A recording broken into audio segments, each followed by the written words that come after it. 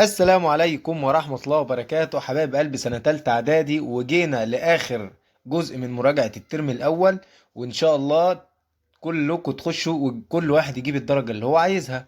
وجينا للجزء التاني من مراجعة التاريخ اللي إن شاء الله هتلاقي منها في الامتحان وقبل ما نبدأ طبعا زي ما احنا متعودين اعمل لايك للفيديو، ولو انت مش مشترك انت او هي اشتركوا في القناة عشان يجيلكم إن شاء الله شرح الترم التاني بإذن الله.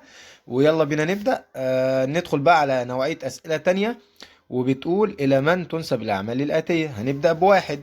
تحالف تحالف مع الشيخ طاهر العمر حاكم الشام وأخضع الحجاز لنفوذه. هقول له علي بيك الكبير.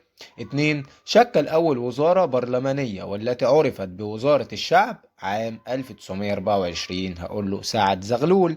تلاتة. أسس مجلس شورى النواب ووضع أول دستور لمصر. الخديوي إسماعيل. أربعة. قام بتأسيس المطبعة الأميرية وكذلك ترسانة بحرية في بولاق. هقول له محمد علي. خمسة. اعتنى بتطهير ترعة المحمودية لتفي بحاجة الري والزراعة. هقول له سعيد باشا. ستة. أصدر مرسوم في إبريل عام 1879 لتسوية الديون المصرية وفقا لقرارات اللائحة الوطنية. هقول له الخديوي إسماعيل. سبعة. طلب بإنشاء نقابات للعمال ومدارس ليلية لتعليم العمال والفقراء مجانا. هقول له محمد فريد. 8. تزعم ثورة القاهرة الثانية ضد الفرنسيين عام 1800. أقول له عمر مكرم. 9. قدم استقالته الوزارة لإصرار مجلس النواب على مناقشة الميزانية. هقول له شريف باشا. 10. دعا إلى رفض اتفاقية الحكم الثنائي في السودان. هقول له مصطفى كامل. 11. تولى رئاسة الوزراء المختلطة عام 1878 بناء على اتفاق فرنسا وانجلترا. هقول له نبار باشا. 12. قاد الأسطول الإنجليزي في معركة أبو قير البحرية عام 1798. هقول له نيلسون. 13. زعيم وطني طلب بالدستور وأصدر جريدة اللواء. هقول له مصطفى كامل. 14. ألغى ألغى دستور 1923 ووضع مكانه دستور 1930. هقول له إسماعيل صدقي. بعد كده هندخل على نوعية أسئلة تانية. اختر ما بين القوسين. واحد. حاول السلطان العثماني نقل محمد علي إلى خارج مصر عام 1806 بضغط من. هقول له بريطانيا. بعد كده اتنين. استقال اللورد كرومر من منصبه بعد. هقول له حادث الدين شواي. 3. اعترفت بريطانيا بمصر دولة مستقلة ذات سيادة وأنهت الحماية عليها وفقا تصريح 28 فبراير 1922. 4. قدم نقط استقالته بعد فشل مفاوضاته كريزون عام 1921. هقول له عدلي يكن. 5. جعل مدة الخدمة العسكرية سنة إجبارية للجميع. هقول له سعيد باشا. بعد كده ندخل على 6. ظهرت طبقة نقط في عهد محمد علي كقوة اجتماعية مستقرة. أقول له البدو. 7. اعتقلت القوات الفرنسية وقامت بإعدامه رميا بالرصاص في سبتمبر 1798. هقول له محمد كريم. بعد كده 8. بدأت الأزمة المالية في مصر في عهد. أقول له سعيد. 9. تمكن السلطان سليم الأول من الانتصار على الصفويين في معركة. أقول له جلديران. 10. أصبح نقط الحاكم الفعلي لمصر عام 1768. هقول له علي بيك الكبير. كان يدخل على 11. دخل إنجليز القاهرة بعد معركة. هقول له التل الكبير. 12. أدت حروب محمد علي في اليونان لضم جزيرة نقط إلى ولاية مصر. هقول له جزيرة كريت. 13. تصدى الزعيم نقط لمشروع مد امتياز قناة السويس 40 سنة. هقول له محمد فريد. 14. عقدت فرنسا وانجلترا نقط عام 1904؟ هقول له الاتفاق الودي. 15. تركزت معظم حصون ودفاعات مصر في عهد محمد علي ناحية؟ هقول له الشمال. 16. حقق محمد علي في حروبه في اليونان مكاسب؟ هقول له سياسية. 17. تم سعيد باشا مد خط الحديدي بين القاهرة هقول له الإسكندرية. 18. فر مراد بيك بعد هزيمته في معركة إمبابة هقول له إلى الصعيد. 19. كان تنازل إسماعيل عن أطيان عائلته ووضعها تحت الرقابة الدولية من مطالب؟ أقول له لجنة التحقيق العليا الأوروبية. 20. حدث فراغ سياسي في حكم مصر بعد معركة؟ هقول له إمبابة. 21. أبحرت الحملة الفرنسية المتجهة بحرا إلى مصر من ميناء؟ أقول له طولون. 22. اتبع أهالي نقط حرب المناوشات والمعارك المتفرقة والتي أنهكت قوات الفرنسيين؟ هقول له أهالي الصعيد. 23. أعيدت وزارة الخارجية المصرية بناء على؟ أقول له تصريح 28 فبراير 1922. 24. رحل نابليون إلى فرنسا بعد معركة؟ أقول له أبو قير البرية. 25. انتهى تبعية مصر للدولة العثمانية أثناء الحرب العالمية الأولى بسبب؟ هقول له إعلان الحماية البريطانية. 26. تم افتتاح قناة السويس للملاحة في عهد؟ هقول له الخديوي إسماعيل. 27. من وسائل كفاح مصطفى كامل داخل مصر؟ هقول له تأسيس الصحيفة الوطنية. 28. كان زيادة نمو الوعي الوطني لدى المصريين أحد عوامل نقط لقيام الثورة؟ هقول له العوامل الثقافية. 29. كان الخديوي إسماعيل على النقيض من سعيد باشا في مجال؟ أقول له التعليم والثقافة. 30.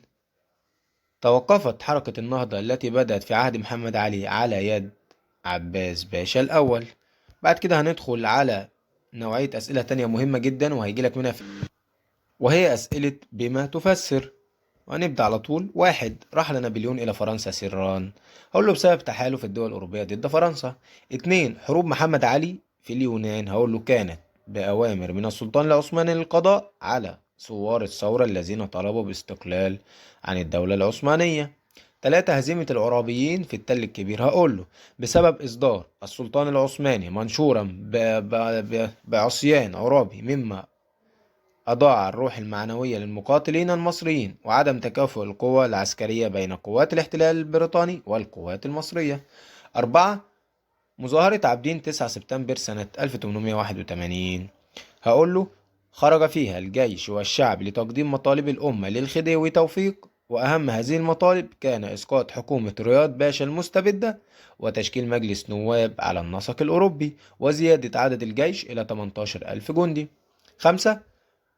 معارضة الشعب المصري لدستور 1930 والمطالبة بإلغائه؟ هقول له لأنه أعطى للمماليك المزيد من السلطات وأهدر سلطة الأمة وحقوقها.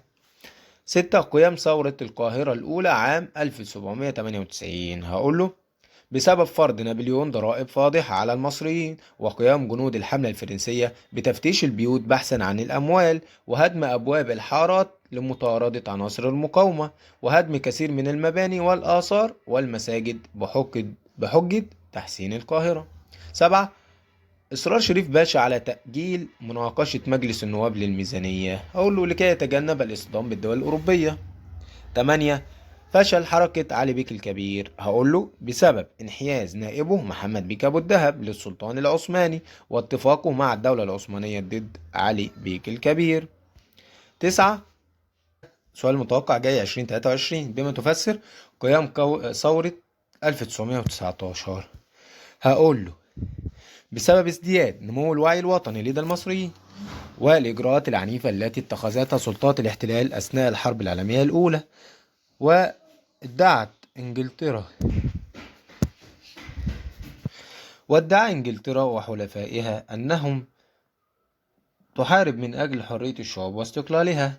وإعلان الرئيس الأمريكي ويلسون المبادئ ال14 ومنها حق الشعوب في تقرير مصيرها. 10. اتجه العثمانيين للاستيلاء على الشام ومصر. أقول له بسبب إدراك السلطان سليم الأول خطورة التوسع والصدام مع الدول الأوروبية، ورغبة ورغبته في توسيع ممتلكات الدولة العثمانية في الشرق عن طريق الاستيلاء على مصر والتي تمثل قلب العالم الإسلامي. 11. عقد معاهدة لندن الدولية عام 1840. هقول له بسبب إدراك الدول الأوروبية أن محمد علي أصبح يمثل خطرا على التوازن الدولي نتيجة انتصاراته على السلطان العثماني وازدياد نفوذه. 12. عزل الخديوي إسماعيل 1879 وتولية ابنه توفيق حكم مصر. هقول له بسبب قيام الخديوي إسماعيل بإقصاء الوزيرين الأجنبيين عن الوزارة المختلطة وإصدار مرسوم إبريل 1879 بتسوية الديون طبقا لما قررته اللائحة الوطنية. لذلك قامت الحكومتان البريطانية والفرنسية بالضغط على السلطان العثماني فأصدر فرمانا بخلع إسماعيل وتولية ابنه توفيق. 13. قيام الثورة العربية. هقول له بسبب ازدياد تدخل أجنبي في شؤون مصر نتيجة القروض وفقدان مصر نصيبها من أسهم شركة قناة السويس والمؤثرات الفكرية الغربية التي أدت إلى نمو الوعي القومي وسوء أحوال مصر الاقتصادية في عهد وزارة رياض باشا واضطهاد عثمان رفقي ناظر الجهادية للضباط المصريين وعدم ترقيتهم.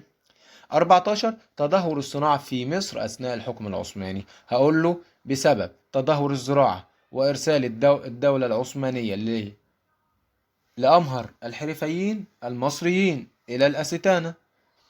15. وقوع حادث 4 فبراير 1942. هقول له بسبب مماطلة الملك فاروق في تشكيل حكومة جديدة برئاسة مصطفى النحاس باشا. 16. أصبحت مصر ولاية عثمانية عام 1517. هقول له بسبب هزيمة المماليك في معركة الريدانية عام 1517 وانتصار العثمانيين ودخولهم القاهرة وانتهاء دولة المماليك. 17.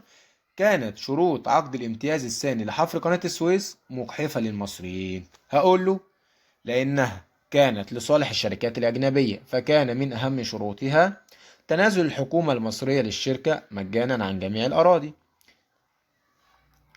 المملوكة لها والمطلوبة لإنشاء القناة الملاحية وترعة المياه العذبة.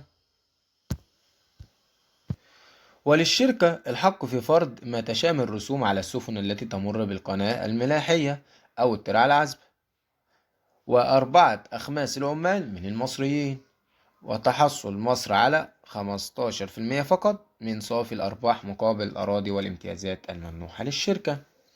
18. ازدياد الأزمة المالية في عهد الخديوي إسماعيل. هقول له بسبب سياسة الاقتراض التي اتبعها الخديوي إسماعيل من الدول الأجنبية للوفاء بالتزاماته ومشروعاته والإنفاق ببذخ على احتفالات قناة السويس واعتماده في علاقاته بالسلطان العثماني على تقديم المال والهدايا. 19. تطبيق نظام الاحتكار في عهد محمد علي. هقول له لكي يضمن الدخول في سوق التجارة الدولية منافسا لغيره من الدول. 20. أنشأ الخديوي إسماعيل لصندوق الدين مايو 1876. هقول له بهدف تسليم المبالغ المخصصة للديون من المصالح المختلفة والإشراف على تسديد الديون لأصحابها. 21. ثورة الشعب المصري في مارس 1804. هقول له بسبب فرض الضرائب والإتاوات على الأهالي. 22. لم يحقق تصريح 28 فبراير 1922 للمصريين أمانيهم الوطنية كاملة. هقول لأن بريطانيا احتفظت بعدة أمور قيادة استقلال مصر وهي التحفظات الأربعة، وهي 1. تأمين المواصلات البريطانية. 2. الدفاع عن مصر ضد أي اعتداء أو تدخل أجنبي. 3. حماية المصالح الأجنبية وحماية الأقليات في مصر. 4. استمرار أوضاع السودان على ما كانت عليه وفقا لاتفاقية الحكم الثنائي. طيب 23. فشل الثورة العربية. هقول بسبب عدم تكافؤ القوى العسكرية بين قوات الاحتلال البريطاني والقوات المصرية. وتواطؤ إدارة شركة قناة السويس الأجنبية متمثلة في ديليسيبس مع قيادة الجيش البريطاني، وعدم إدراك قيادة الثورة العربية لأهمية التعبئة الشعبية لمساندة القوات المصرية في معاركها، وميول بعض عناصر القوات المصرية للخديوي والبريطانيين والظروف الدولية عام 1882 لم تكن في صالح الحركات الوطنية. 24 سيطرة التجار الأجانب على التجارة الخارجية في مصر بعد سيطرة العثمانيين على مصر. هقول له بسبب منع الدولة العثمانية الامتيازات للدول الأوروبية، وتحول طريق التجارة بين الشرق والغرب إلى طريق رأس الرجاء الصالح بدلا من مصر. وكده يبقى خلصنا مراجعات الترم الأول في الدراسات، وأتمنى تستفادوا منها لأن بيجي منها في الامتحانات فعلا. وطبعا ما تنسوش تعملوا اشتراك في القناة ولايك للفيديو، وده مجانا مش بفلوس خالص. وأتمنى كل الطلبة تفرح وأهلها يفرحوا. وكان معكم مستر سيد سليمان، الدراسات في أمان، والسلام عليكم ورحمة الله وبركاته.